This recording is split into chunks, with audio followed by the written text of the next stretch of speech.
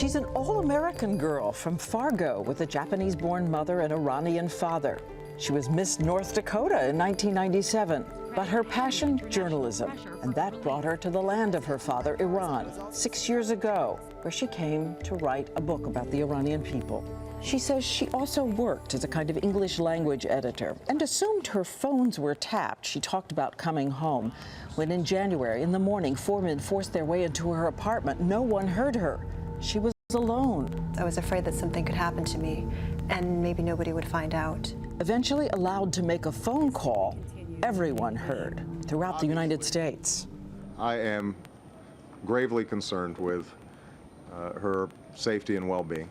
An American girl faced with a terrifying arrest, speaking out this morning. When I was arrested, I was taken from my home, and none of my neighbors saw me being taken. When I was allowed to call my parents 11 days later, my interrogators told me I had to lie and tell them that I was arrested for having alcohol in my home, which was not true at all. And I had to tell them that I didn't know where I was. How were you treated physically? I was under severe psychological and mental pressure, but I was not physically tortured. Fed well? We were fed well 3 times a day. We slept on the floor on blankets. We were staying in small rooms. Every time you want to go out to the bathroom or to take a shower, you have to ring a button. You were housed with other prisoners? I was in solitary confinement in the beginning for 2 weeks, and then I was put with other prisoners. What kind of other prisoners? They were university students, Baha'is, researchers, but I have to say that they were some of the strongest and most admirable people that I've ever met, not only in Iran, but in my whole life. And when you say psychologically, that was where it was tough. What did they do?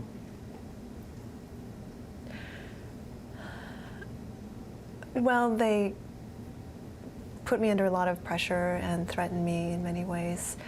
Threatened your life, your family? Were they yelling at you? From day one, my interrogators were insisting that I was a U.S. spy. And they said, if you don't confess to being a U.S. spy, we will not free you.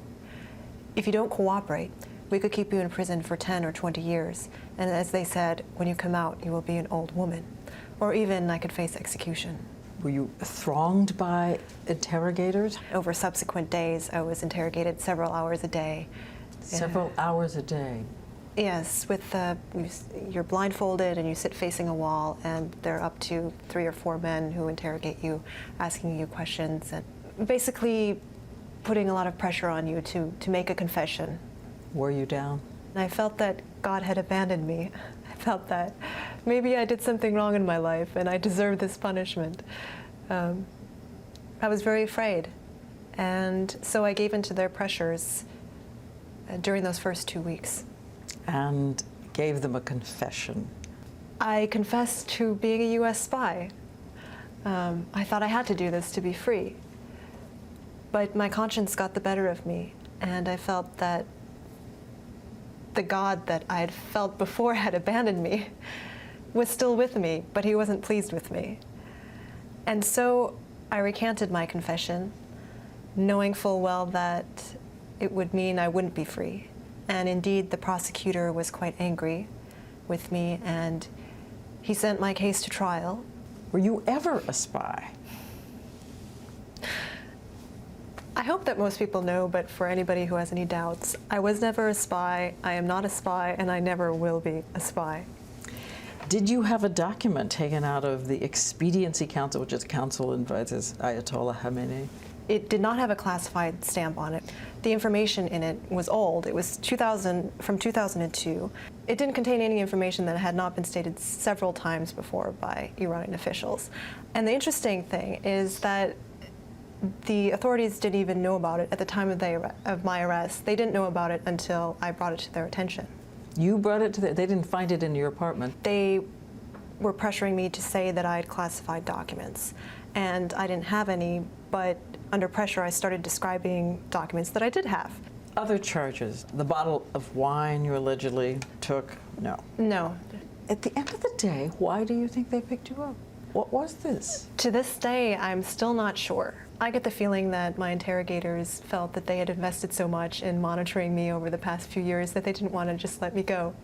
They wanted something to show for their hard work. I'm trying to imagine you sitting in that courtroom, listening to that verdict, hearing 8 years. Actually, when I heard that I got 8 years in prison, I thanked God, because I knew that if I'd been sentenced to only 1 or 2 years in prison, that there wouldn't be as much of an international outcry. When you're sitting in prison, how many tears, how much despair? In solitary confinement, many, many tears. And I've never prayed so much in my life, actually through the whole 100 days. When I was moved into the cells with some of the other women, I saw their strength, and they were role models to me. And I learned from them. They inspired me. At one point, I told myself, I'm not going to cry anymore until the day I become free. You said the Star-Spangled Banner kept you going in prison. What about it? Kept me going because when I got to the last line, I would get tears in my eyes. The land of the free and the home of the brave.